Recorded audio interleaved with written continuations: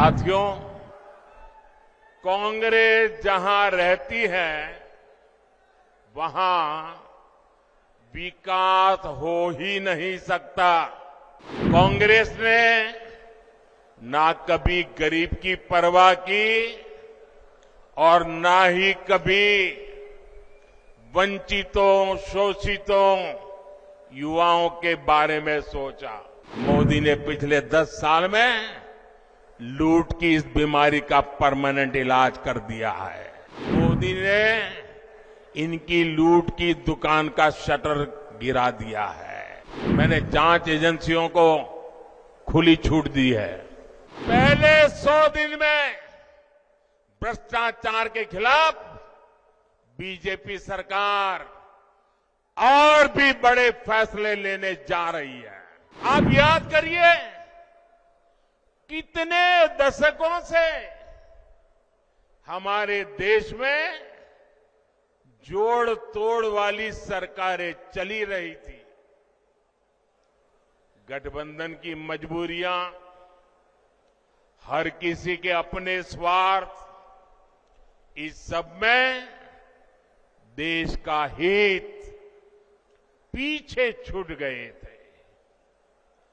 कांग्रेस के समय में गांव, गरीब, किसान, मजदूर, महिलाएं, युवाओं, इनका जीना मुश्किल हो गया था।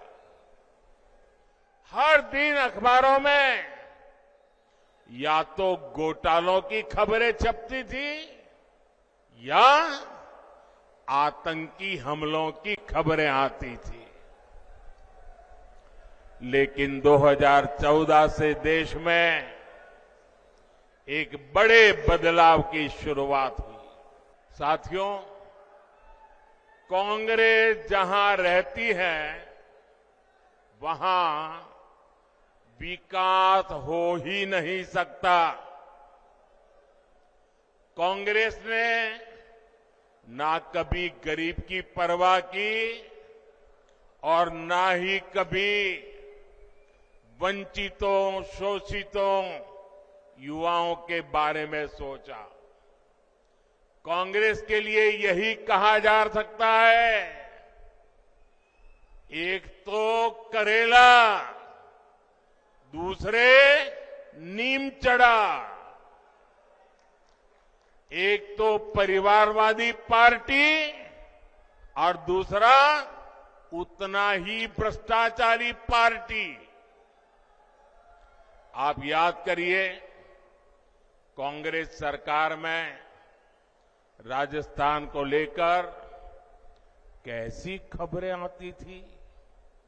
युवाओं के भविष्य से खिलवाड़ वाली पेपर लीक की खबरें आए दिन वही पढ़ने को मिलता था।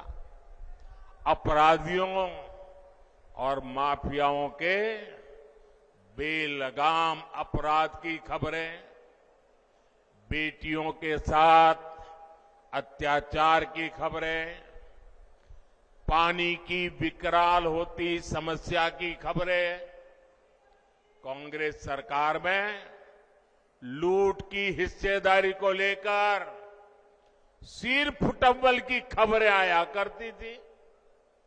देश में राजस्थान की चर्चा केवल नकारात्मक कारणों से होने लगी थी।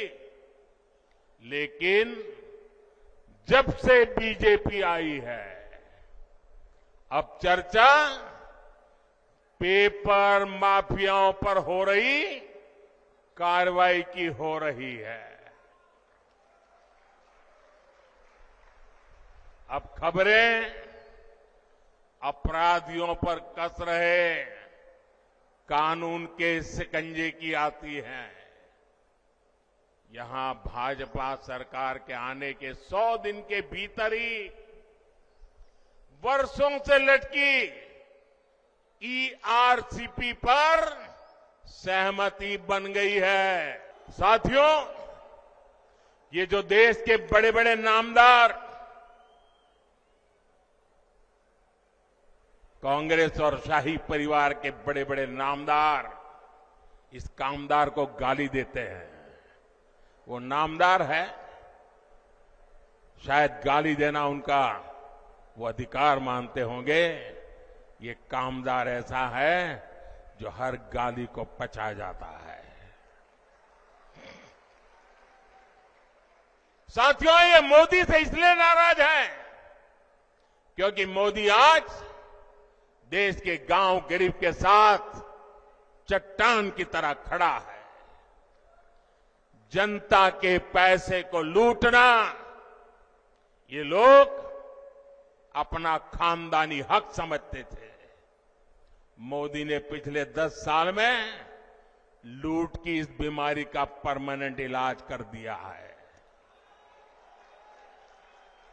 मोदी ने इनकी लूट की दुकान का शटर गिरा दिया है। भाइयों बहनों, हमने जांच कराई तो पता चला कि कांग्रेस ने 10 करोड़ से ज्यादा ऐसे फर्जी लाभार्थी बनवा कर रखे थे जिनका कभी जन्म ही नहीं हुआ था, पैदा ही नहीं हुए, लेकिन योजनाएं उनके नाम पर चढ़ जाती थी।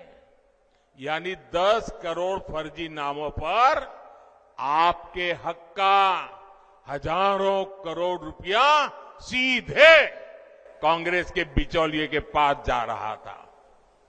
मोदी ने ये खेल बंद कर दिया। मैंने जांच एजेंसियों को खुली छूट दी है।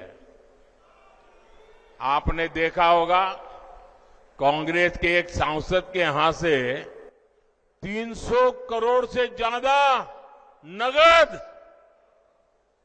आप कल्पना कर सकते हैं जी, 300 करोड़ रुपए नगद अलमारी में ढेर के ढेर पड़े थे और पकड़े गए। टीवी पर आपने देखा होगा। आप हैरान हो जाएंगे, ये बैंक के पास नोट गिनने के जो मशीन होते हैं ना, मुझे कितनी बैंकों से लाया, लेकिन मशीन थक गए गिनते गिनते, मशीन बंद हो जाते थे, पैसे निकलते ही जा रहे थे। कांग्रेस का घमंडिया गठबंधन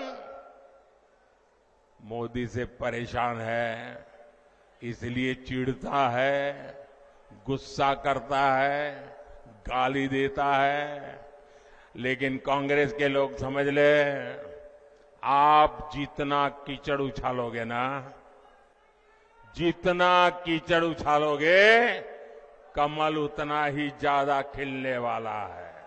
और भाइयों बहनों, मेरी सरकार का तीसरा कार्यकाल बहुत दूर नहीं है।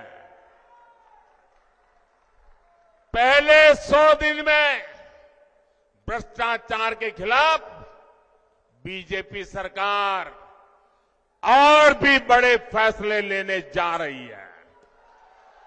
मैं तैयारी करके बैठा हूं, सारी तैयारी शुरू कर दी है। और इसलिए मैं कहता हूं, 10 साल में जो कार्रवाई देखी वो तो ट्रेलर है, अभी तो बहुत कुछ होना बाकी है।